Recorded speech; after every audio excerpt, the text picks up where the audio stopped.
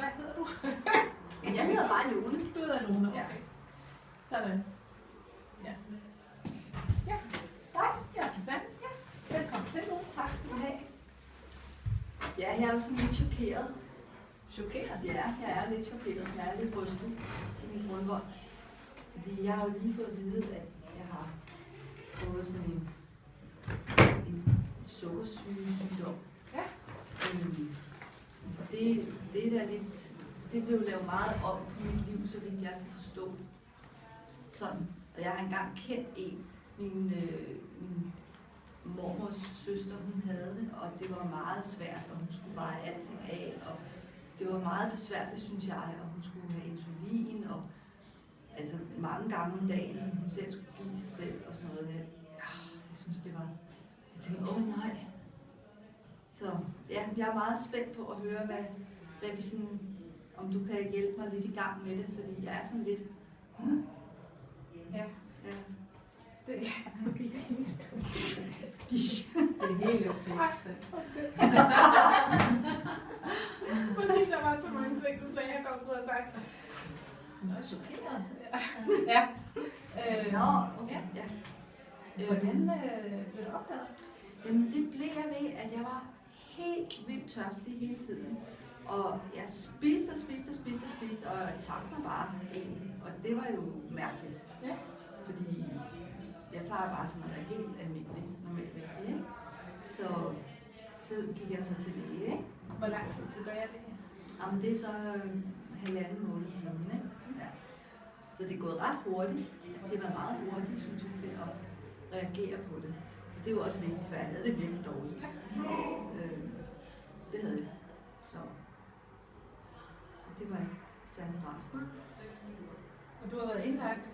Ja, altså jeg bare sådan lige til observation, så de kunne indstille, hvordan insulin er. Og det er jo ikke nær så besværligt i dag, som det åbenbart har været, kan jeg forstå. Det er meget nemmere. Så det bliver jeg ret lettet over, men alligevel så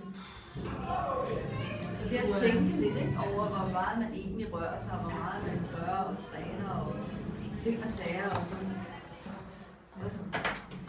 Så, og hvad jeg så skal spise, det er jeg jo lidt tvivl om. Du lettede over, at det nu er blevet nemmere at behandle sukkersyge.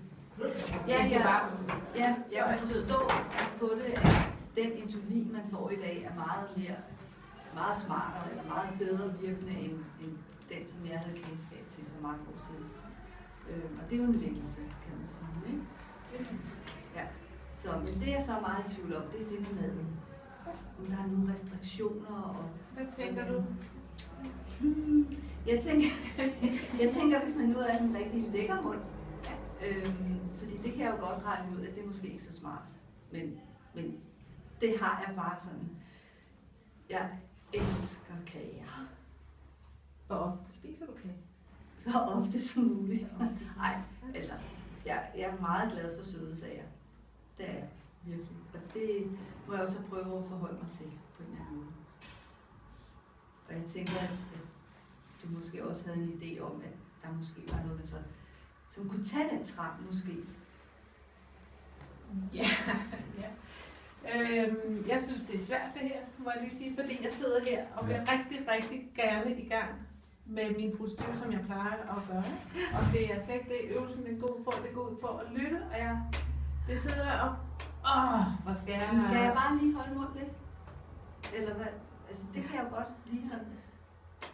Jeg er meget i tvivl om, hvad jeg skal gøre. Så jeg har allerede en hel masse ting, der går ind i hovedet på mig, og det er det, der gør det lidt svært lige nu med at fordi jeg tænker, behandling, hvad har du været igennem, hvad har du kommet på, insulin, hvor meget er din bonus, hvordan er alle de der ting, og så kostanamnesen, og det kører, og det synes jeg, det er rigtig, rigtig svært lige nu.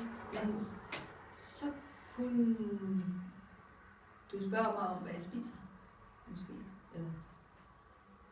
Ja, eller det er jo med det der med, at det er svært. Ind til hendes hverdag, hendes relationer. Ja. Hvordan tror du, at det vil komme til at påvirke din hverdag, nu når du har fået diagnosen? Jamen, det er jeg jo meget i tvivl om. Fordi jeg var meget bekymret i starten om, at det ville indgribe helt vildt. Men jeg kan forstå, at det måske ikke er så slemt alligevel. Men jeg er i tvivl om det. Jeg er i tvivl om det med maden også. Ja. Fordi jeg plejer at spise lige præcis, hvad jeg har lyst til. Hvad er det, du tænker? Jamen altså, jeg spiser jo, altså, hvis jeg har lyst, så kan jeg da godt finde på at spise sådan nogle, hvad er det nu, det hedder, chokopops til morgenmad. Ja. Det er altså løgn. Ej, det kunne jeg ikke sidde på. Nej.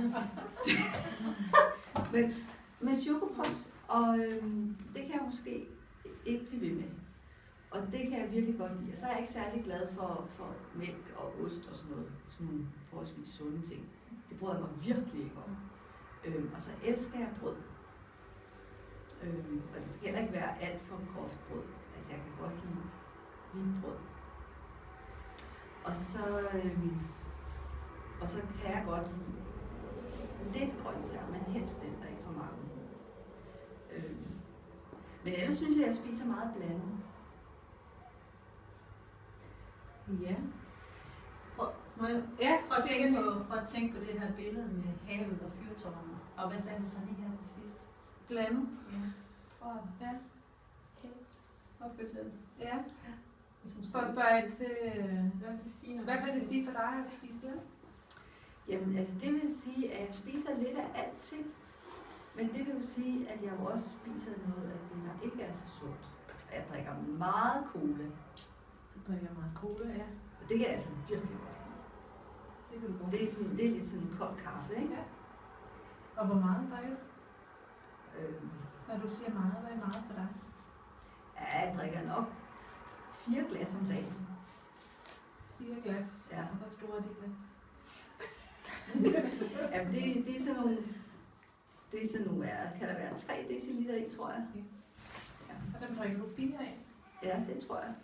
I hvert fald. I hvert fald. Så der er nogle dage, du drikker mere end det? Ja, det kunne da godt være. Okay. Og hvor meget vil det så være? Ja, måske 2 glas mere. Ja. Jeg kunne også begynde at skrive det lidt op. Fordi jeg tror også, jeg fortrænger det lidt, fordi jeg ved godt, det vist ikke er så godt. Det vil være en rigtig god måde at... Ja.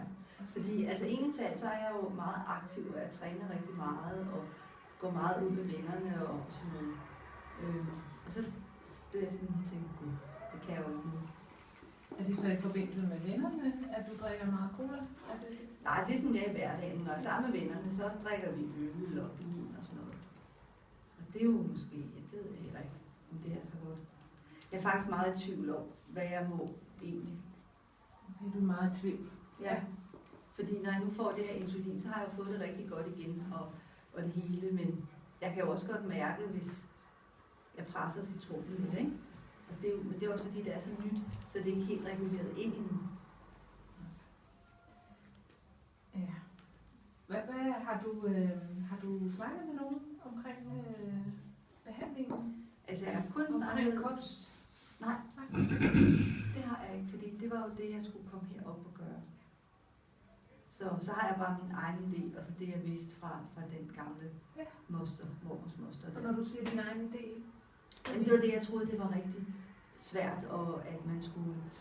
Altså, det var svært med at afbalancere insulin i forhold til kosten og i forhold til at røre sig. Ja. Men det kan jeg forstå, at det er ikke så slemt. Det kan jeg jo egentlig også mærke. Men i forhold til kosten, der ved jeg ingenting. Altså, jeg ved ikke, hvor slemt det er, det jeg går og gør egentlig. Nej. Jeg tænker, det tager vi fat på. Ja. Ja. Okay. Ja. Jeg forklarer dig lidt omkring mad og Ja. Ja. Super. Det er også, jeg har også glædet mig rigtig meget til at komme, faktisk. Fordi jeg har været sådan lidt i tvivl, ikke? Om det hele. Ja. Føler du så, at du er lidt mindre i tvivl nu? Jeg føler i hvert fald, det er rart, at jeg er kommet i gang med at komme herhen. Det er rigtig godt. Fordi så føler jeg så, at nu er der hånd i hanke med mig måske lidt. Og jeg kan få nogle råd til, jeg er godt klar over, at jeg bliver nok nødt til at ændre lidt på nogle ting. Det er ikke meget for, men... Hvilke ting er det, du tænker? Ja, jeg tænker på mit indtag af cola og kager. Ja.